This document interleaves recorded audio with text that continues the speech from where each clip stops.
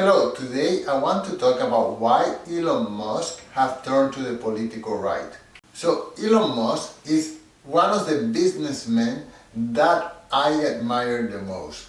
And with the United States election coming up soon, I wanted to find out why he's putting all his support behind Donald Trump, especially since at one time he considered himself to be a supporter of the Democratic Party. His shift in political alliance is quite interesting because, first of all, a few years ago, he didn't particularly align with any particular political party. In fact, he has voted for the Democratic Party many times, and he tells us that his main concern was climate change. And this is one of the reasons why he started Tesla. I assume that everyone knows who Elon Musk is, but I know for a fact that not everyone knows. So, in case you don't know, Elon Musk is the head of SpaceX, the space of Tesla, the space of Starlink, and the head of many other companies. It seems like he just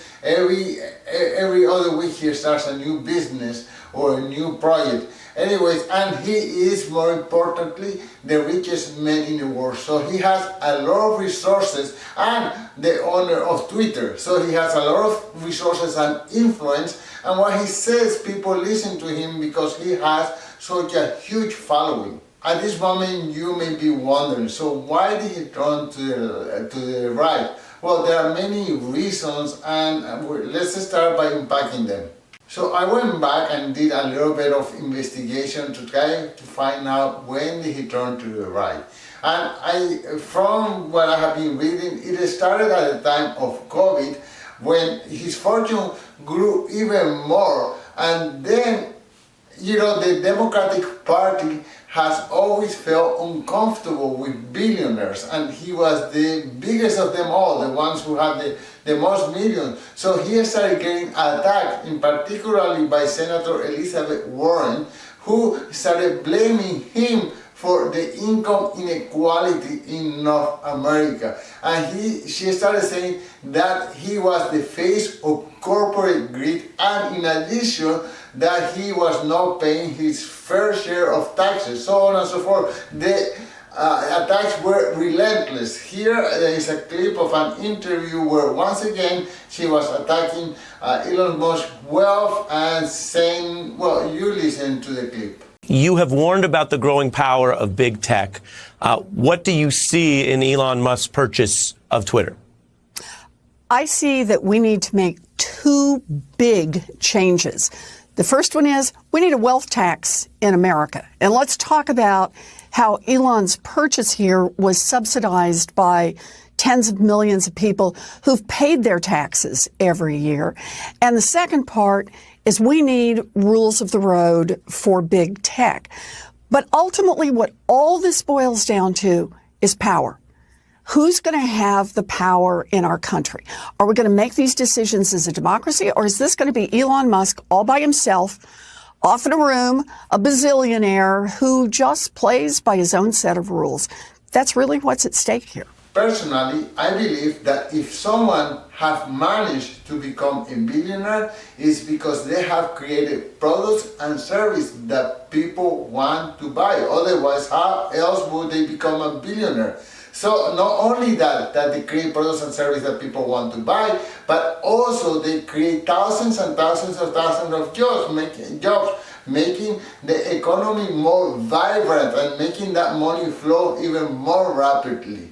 I believe that politicians and people in general should be celebrating billionaires because they are the ones who are making this company grow. They are creating companies such as Google that I don't know anyone who doesn't benefit from Google. They are creating companies like Amazon. I don't know anyone who doesn't use Amazon. I mean, they are creating so much value, so much employment.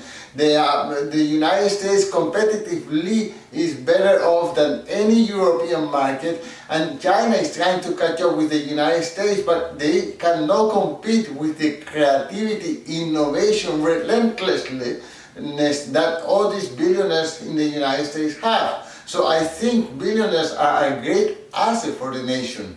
Now things started escalating even more because President Biden, he likes to call himself the most pro-union president of the United States history, right?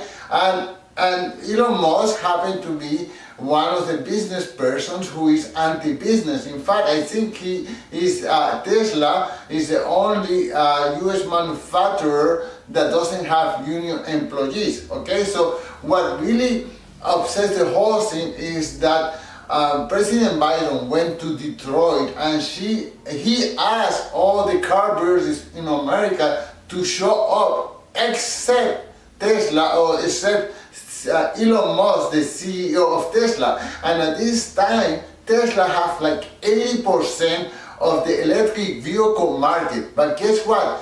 Biden gave all the credit to this electric vehicle revolution to Mary Barra, the CEO of General Motors. So I think this was like a slap in the face of Elon Musk. He's doing all this work to revolutionize the electric vehicle industry, and all the credit is given to somebody else, to Mary Barra. And I thought that that was very unfair, and almost everyone pointed that out, that the leader of electric vehicles in America was not there and he was snubbed. Here is a clip of President Biden praising Mary Barra, telling her that she is this leader of this electric revolution.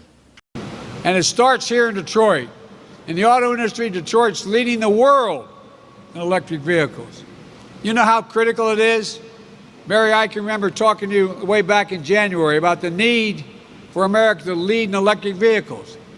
And I can remember your dramatic announcement that by 2035, GM would be 100% electric. You changed the whole story, Mary, wherever you are.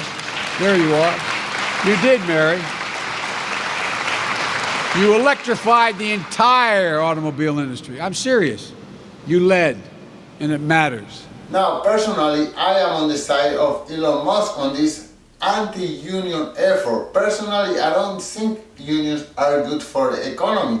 I think politicians also shouldn't try to force companies to become unionized. I think this is a negotiation between an employer and an employee. And if an employee thinks that he can do better, well, do better. If an employee thinks he can provide more value, well, go to some other competitor that will be able to pay the value that you demand. Or better yet, start your own business. I mean, North America is a place where anyone can start a business. I mean, Elon Musk did from zero to a gazillionaire. Well, everybody else can open whatever business or service they want, and this is a free market. So yes, politicians shouldn't be forcing businesses to accept union jobs and union employees. Well, if you are so valuable, then I'm sure somebody else will pay you worth.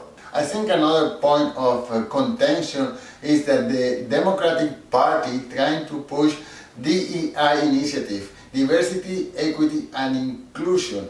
That means that for the sake of diversity, employers have to hire people from minorities, and you know, they are even quotas. You have to have X amount of members from, I don't know, the gay community, from the black community, from Latino, whatever. While Elon Musk and other business people, they say, no, you know, I like to employ people depending on merit, not on whether they are black or blue or green or gay or bisexual or heterosexual.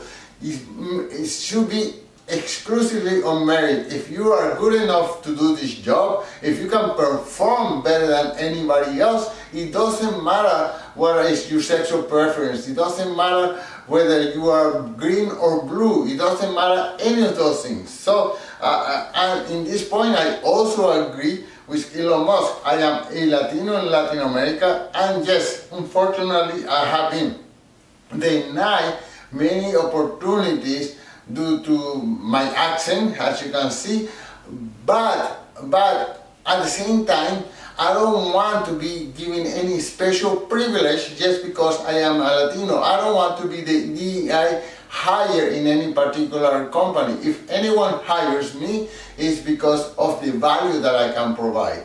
Another issue that turned Elon Musk to the right is this thing that he calls the woke mind virus. So he thinks that the Democratic Party is encouraging all this woke ideology, particularly with gender. So this issue is a little bit more personal to Elon Musk because his son turned into changed gender and now is Vivian. And he says that because they were living in California at that time, California makes it easy for minors to just decide to change genders and give them all the support of the government.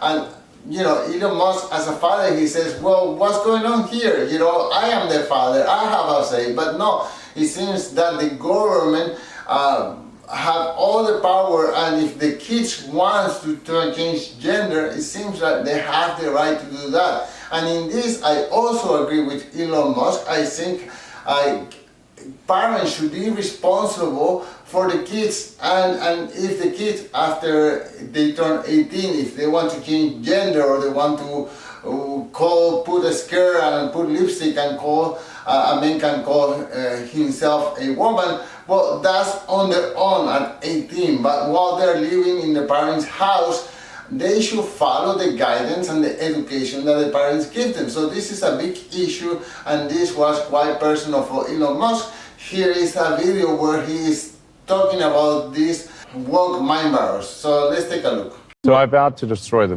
woke mind virus after that.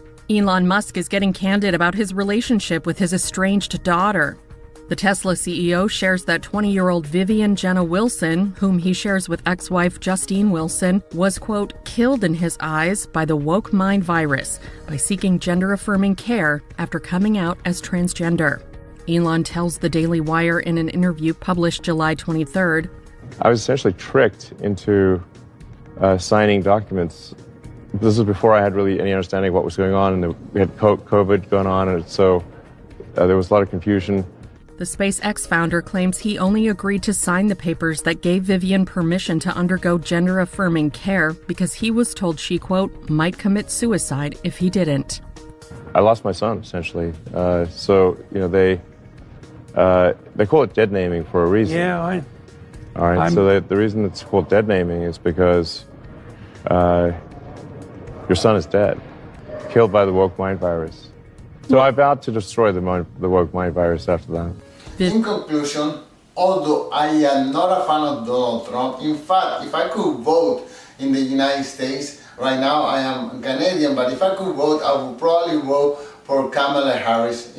But if I were Elon Musk, I can see why he would support a guy like Donald Trump. It's just that he feels alienated by the Democratic Party. Worse than that, he feels attacked. He feels like his wealth is at risk, his relationship with his employees is at risk, and his relationship with his family has already been damaged. So yes, I can understand completely if he turns and helps Donald Trump seems to be the solution to all his problems. Well, that's it for this week. Thank you so much for watching. And if you could do me a small favor, if you could go to the website alleviate.com and sign up for the newsletter, I would be so grateful. If not, then on to soon. Goodbye. Peace.